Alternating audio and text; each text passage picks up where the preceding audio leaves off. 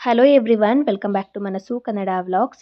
ನಾಳೆ ಜುಲೈ 22ನೇ ತಾರೀಕು 2ನೇ ಆಷಾಢ ಶುಕ್ರವಾರ ಬಂದಿದೆ.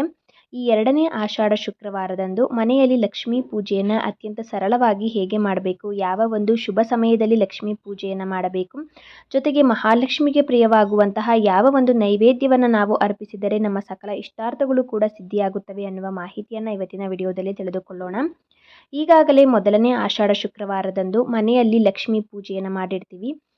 ಹಾಗೆಯೇ ಕಳಸದ ಸ್ಥಾಪನೆಯನ್ನು ಕೂಡ ಮಾಡಿರ್ತೀವಿ.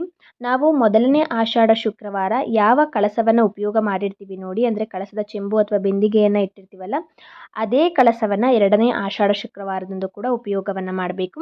ಕಳಸವನ್ನು ಸ್ವಚ್ಛ ಮಾಡಿಕೊಂಡು ಕಳಸವನ್ನು ಸ್ಥಾಪನೆಯನ್ನು ಮಾಡಬೇಕು. ಅದೇ ಕಳಸವನ್ನು ಉಪಯೋಗ ಮಾಡಿ ಪ್ರತಿ ಶುಕ್ರವಾರಕ್ಕೂ ಒಂದೊಂದು ಕಳಸ ಸ್ಥಾಪನೆ ಮಾಡುವ ಅವಶ್ಯಕತೆ ಇಲ್ಲ. ಒಂದೇ ಕಳಸವನ್ನು ಇಟ್ಕೊಳ್ಳಿ. ಮೊದಲನೇ ಶುಕ್ರವಾರ ಸ್ಥಾಪನೆಯನ್ನು ಮಾಡಿ ವಿಸರ್ಜನೆಯನ್ನು ಮಾಡಿರ್ತೀರಲ್ಲ, ಅದೇ ಕಳಸವನ್ನು 2ನೇ ಆಷಾಢ ಶುಕ್ರವಾರದಂದು ಸ್ವಚ್ಛ ಮಾಡಿ ಕಳಸದ ಸ್ಥಾಪನೆಯನ್ನು ಮಾಡಿ, ಕಳಸಕ್ಕೆ ಶುದ್ಧವಾದ ನೀರನ್ನು ಹಾಕಿ, ಹಾಗೆಯೇ ಮಂಗಳಕರ ದ್ರವ್ಯಗಳನ್ನು ಹಾಕಿ, ವೀಳ್ಯದೆಲೆ ಮತ್ತು ಮಾವಿನ ಎಲೆಯನ್ನು ಇಡಿ.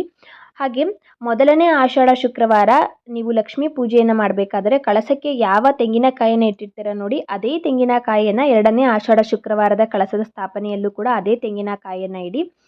ಹಾಗೆಯೇ ಮೊದಲನೇ ಶುಕ್ರವಾರ ಹೇಗೆ ಮಾಂಗಲ್ಯ ಅಥವಾ ಅರಿಶಿಣದ ಕೊಂಬನ್ನು ಹಾಕಿರ್ತೀರಲ್ಲ, ಅದನ್ನೇ ನೀವು ಅರಿಶಿಣದ ಕೊಂಬನ್ನು ಹಾಕಿದರೆ ಅದನ್ನೇ ನೀವು 2ನೇ ಆಷಾಢ ಶುಕ್ರವಾರದಂದು ಕೂಡ ಕಳಸಕ್ಕೆ ಹಾಕಿ ಹೂಗಳಿಂದ ಅಲಂಕಾರವನ್ನು ಮಾಡಿ ಗೆಜ್ಜೆ ವಸ್ತ್ರವನ್ನು ಹಾಕಿ ನೀವು ದೀಪಗಳನ್ನು ಹಚ್ಚಿ ನೈವೇದ್ಯವನ್ನು ಅರ್ಪಿಸಿ ಪೂಜೆಯನ್ನು ಮಾಡಬೇಕು. ಇನ್ನು ಯಾವ ಒಂದು ನೈವೇದ್ಯ ಮಹಾಲಕ್ಷ್ಮಿಗೆ ತುಂಬಾ ಪ್ರಿಯ, 2ನೇ ಆಷಾಢ ಶುಕ್ರವಾರ ಯಾವ ನೈವೇದ್ಯವನ್ನು ಅರ್ಪಿಸಿದರೆ ಸಕಲ ಇಷ್ಟಾರ್ಥಗಳು ಸಿದ್ಧಿಯಾಗುತ್ತವೆ ಅಂದರೆ, ಮಹಾಲಕ್ಷ್ಮಿಗೆ ಅತ್ಯಂತ ಪ್ರಿಯವಾದ ನೈವೇದ್ಯಗಳು ಹಲವಾರು ಇವೆ. ಅದರಲ್ಲಿ ಗೂಡಾನ್ನ ಅಂದರೆ ಬೆಲ್ಲದ ಅನ್ನ ಅಂತ ಕರಿತೀವಿ. ಅಕ್ಕಿ, ಬೆಲ್ಲ, ತೆಂಗಿನಕಾಯಿ, ತುಪ್ಪ ಎಲ್ಲವನ್ನು ಕೂಡ ಹಾಕಿ ಮಾಡಿರುವಂಥ ಒಂದು ನೈವೇದ್ಯ ಬೆಲ್ಲದ ಅನ್ನ ಮಹಾಲಕ್ಷ್ಮಿಗೆ ತುಂಬಾ ಪ್ರಿಯವಾದದ್ದು. ಗೂಡಾನ್ನ ಅಂತಲೂ ಕೂಡ ಕರೆಯಲಾಗುತ್ತದೆ.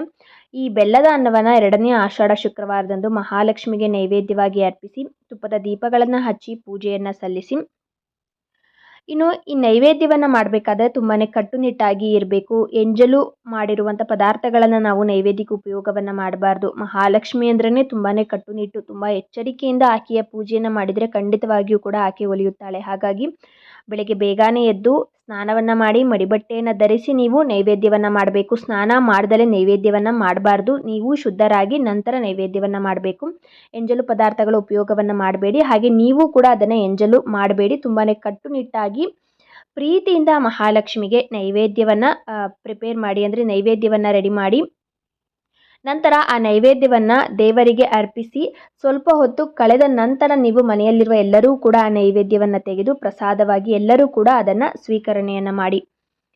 ಹಾಗೆ ಯಾವ ಸಮಯದಲ್ಲಿ 2ನೇ ಆಷಾಢ ಶುಕ್ರವಾರ ಮಹಾಲಕ್ಷ್ಮಿಯ ಪೂಜೆಯನ್ನು ಮಾಡಬೇಕು ಅಂದರೆ, ಬೆಳಗ್ಗೆ ನೋಡಿ ಬ್ರಾಹ್ಮಿ ಮುಹೂರ್ತದಲ್ಲೇ ಪೂಜೆಯನ್ನು ಮಾಡೋದಕ್ಕೆ ಪ್ರಯತ್ನ ಪಡಿ. ನಾನು ಈಗಾಗಲೇ ಹೇಳಿದ್ದೀನಿ, ಲಕ್ಷ್ಮಿ ಬ್ರಾಹ್ಮಿ ಸ್ವರೂಪಿಣಿ. ಆಕೆಯನ್ನು ಆ ಸಮಯದಲ್ಲಿ ಬ್ರಹ್ಮ ಮುಹೂರ್ತದಲ್ಲಿ ಪೂಜಿಸಿದರೆ ಖಂಡಿತವಾಗಿಯೂ ಕೂಡ ಒಲಿಯುತ್ತಾಳೆ. ತುಂಬಾ ಒಂದು ಶುಭವಾದ ಒಂದು ಸಮಯ ಅಂತ ಹೇಳ್ಬೋದು. ಎಲ್ಲ ಪೂಜೆಗೂ ಕೂಡ ಒಂದು ಪ್ರಶಸ್ತವಾದ ಸಮಯ ಅದು ಬ್ರಾಹ್ಮಿ ಮುಹೂರ್ತ. ಯಾವುದೇ ಒಂದು ಜಾತಕ ಪಂಚಾಂಗವನ್ನು ನೋಡುವ ಅವಶ್ಯಕತೆಯೇ ಇಲ್ಲ ಪೂಜೆಗೆ. ಬ್ರಾಹ್ಮಿ ಮುಹೂರ್ತವು ಅಷ್ಟೊಂದು ಶುದ್ಧವಾಗಿದೆ ಅಂತಹ ಸಮಯ. ಆ ಸಮಯದಲ್ಲಿ ನೀವು ಪೂಜೆಯನ್ನು ಮಾಡಿ. ಅದಾಗಲಿಲ್ಲ ಅಂದರೆ ಬೆಳಗ್ಗೆ 10 ಗಂಟೆ ಒಳಗೆ ಪೂಜೆಯನ್ನು ಮಾಡಿ. ಶುಕ್ರವಾರ ಆಗಿರೋದ್ರಿಂದ ಬೆಳಗ್ಗೆ 10:30ರಿಂದ 12 ಗಂಟೆಯ ತನಕ ರಾಹುಕಾಲ ಇರುತ್ತೆ. ರಾಹುಕಾಲದಲ್ಲಿ ಲಕ್ಷ್ಮೀ ಪೂಜೆ ಮಾಡಿದ್ರೆ ಅದು ಆಕೆಗೆ ಸಲ್ಲೋದಿಲ್ಲ. ಹಾಗಾಗಿ ರಾಹುಕಾಲದಲ್ಲಿ ಮಾಡಬೇಡಿ, 10 ಗಂಟೆ ಒಳಗೆ ಮಾಡಿ. ನಂತರ ಸಂಜೆ ಗೋಧೂಳಿ ಸಮಯದಲ್ಲೂ ಕೂಡ ಮಹಾಲಕ್ಷ್ಮಿ ಮನೆಯೊಳಗೆ ಬರುವ ಒಂದು ಸಮಯ ಅಂತ ಹೇಳ್ತಾರೆ. ಆ ಒಂದು ಸಮಯದಲ್ಲೂ ಕೂಡ ಒಂದು 6ರಿಂದ 7 ಗಂಟೆ ಒಳಗೆ ನೀವು, ಅಥವಾ 5:30ರಿಂದ 7 ಗಂಟೆ ಒಳಗೆ ನೀವು ಸಂಜೆ ಕೂಡ ಮಹಾಲಕ್ಷ್ಮಿಯ ಪೂಜೆಯನ್ನು ಮಾಡ್ಬೋದು. ಆಷಾಢ ಶುಕ್ರವಾರ ಕಳಸದ ಸ್ಥಾಪನೆಯನ್ನು ಮಾಡಿಲ್ಲದೆ ಲಕ್ಷ್ಮೀ ಪೂಜೆಯನ್ನು ಮಾಡ್ತಾ ಇದ್ದೀವಿ ಬರೀ ಅಂತ ಅನ್ನುವವರು, ನೀವು ಮೊದಲನೇ ಆಷಾಢ ಶುಕ್ರವಾರ ಹೇಗೆ ಪೂಜೆಯನ್ನು ಮಾಡಿದ್ರೋ ಅದೇ ರೀತಿಯಾಗಿ 2ನೇ ಆಷಾಢ ಶುಕ್ರವಾರನೂ ಕೂಡ ನೈವೇದ್ಯವನ್ನು ಅರ್ಪಿಸಿ ಪೂಜೆಯನ್ನು ಮಾಡಿ.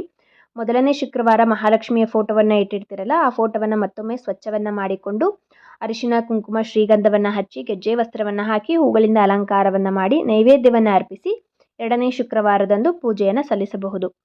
ಈ ನನ್ನ ಮಾಹಿತಿ ನಿಮಗೇನಾದರೂ ಇಷ್ಟ ಆಗಿದ್ರೆ ಮನಸ್ಸು ಕನ್ನಡ ವ್ಲಾಗ್ಸ್ ಚಾನಲ್ಗೆ ಸಬ್ಸ್ಕ್ರೈಬ್ ಮಾಡಿಕೊಳ್ಳಿ.